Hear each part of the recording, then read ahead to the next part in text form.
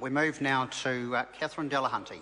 Thank you, Mr. Speaker. I'd just like to take an opportunity to congratulate our new Speaker and hope that we can have a great relationship with him and that the opportunity of free speech in this present Parliament will be upheld by all of us, for the benefit of all of us, as an important right that should be protected by all speakers and also by all MPs, irrespective of the political bias of any political party. I'd also like to acknowledge that the address and reply came at the end of a beautiful summer, but after that I slightly lost my will to live. I find my will to live struggling when we listen to motherhood and apple pie, which we can all agree with, but underneath it, the ideology, the rhetoric and the attempt to justify the attack on education in the Prime Minister's speech, but also in the Minister of Education's speech were quite notable. The Prime Minister's speech was focusing on national standards as the only and deeply unpopular method by which educational outcomes are going to be changed.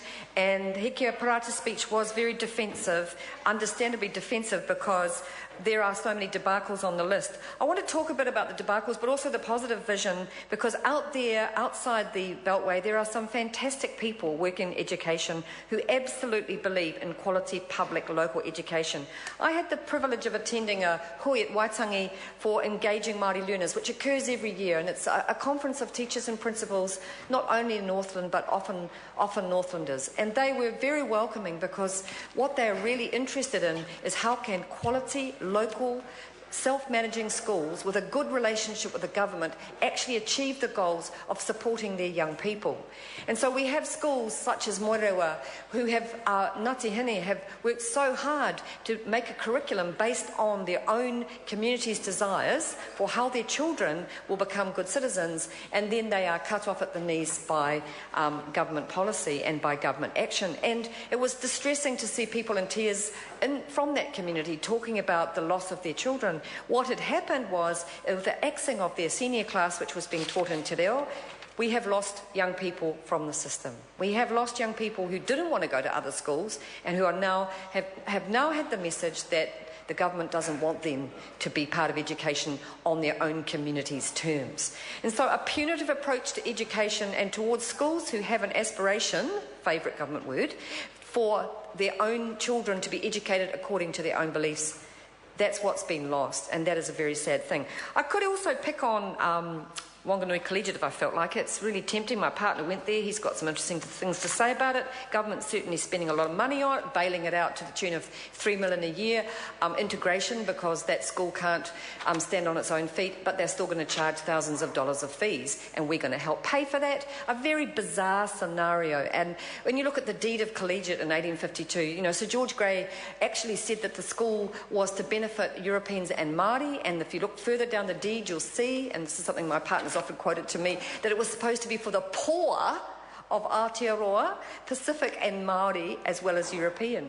And instead of which we have a private school that is now being bailed out, which is going to cost the taxpayer at just the time when the Christchurch schools are facing a tremendous stress about their viability, and that announcement's coming up really soon. So if we're talking about Wanganui Collegiate, Nova Pay, national standards, charter schools, ECE fees going up because of the targeting of people who are 100% qualified.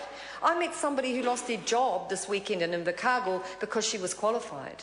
Now, that's a kind of perverse incentive for any country that wants to build a stable, strong, viable system where all our children have access to a quality, creative, participatory education system. When somebody in early childhood loses their job, not because they are not good at their job, but because the centre, their early childhood centre under this government, can't afford to hire them anymore. And that consequence will ripple through the generations, because our smallest people need our best. Just because they don't vote doesn't mean we should not focus our attention on the smallest people, and they need the quality teaching and the quality support, instead of which we have a privatised sector where the not-for-profits are struggling, and where the baby barns, where the babies are lined up and all have their nappies changed at the same time.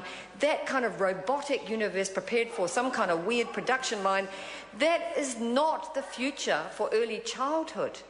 And if you look at Te Whāriki, which is a fantastic curriculum, there is now pressure that there should be more assessment of children.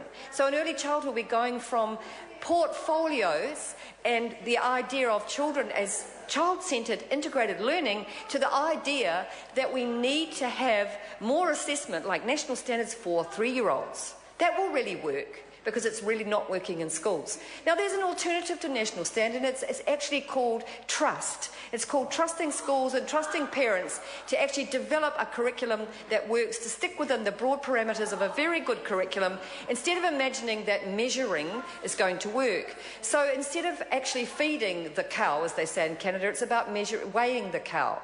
And no matter how often you weigh things, especially if you weigh them differently in every community, you're not going to end up with any information that's going to be worth having about how to improve the so-called long tail of achievement. And I would never belittle the reality for children who are struggling in our school system. I would never belittle that. And that's why at the Engaging Māori Learners Conference, we heard from principals and teachers who were actually innovating.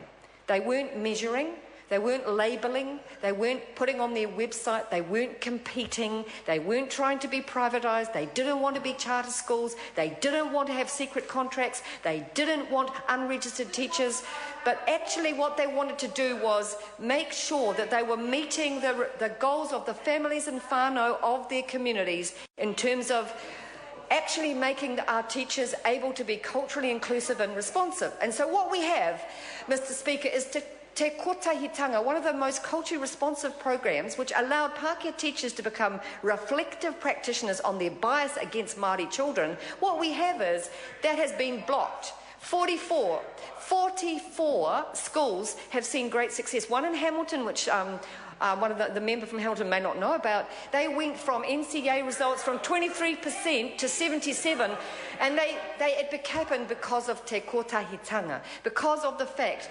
that program, and the government has limited it to 44 schools. And they have cut it because it's been limited because they think it might cost money. It might cost money.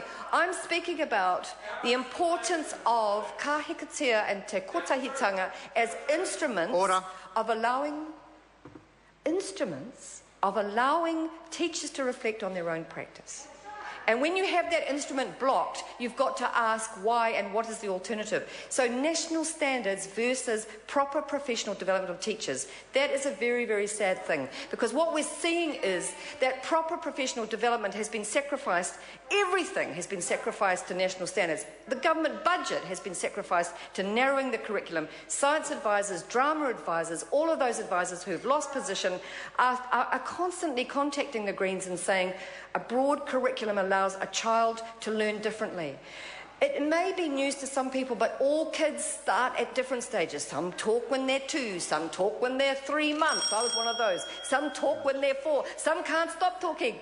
But the fact is, they all develop at their own rate. And so when you start trying to measure them and put them in boxes, and when you start saying the only pathway to literacy is through literacy, rather than it is through drama for some kids, it is through science for others, it is through enviro schools, and you've narrowed the curriculum, national standards, I mean, everyone knows they're not national or standard, and so that's another sad debacle. In hindsight, as we've heard from Heke quite a bit, Heke Parata lately, in hindsight, national standards will be another of those jokes. Then moving right along to the Education Amendment Bill, which is before the House at the moment, and it's reflected by the government's commitment in the Prime Minister's speech that these are going to be the solutions.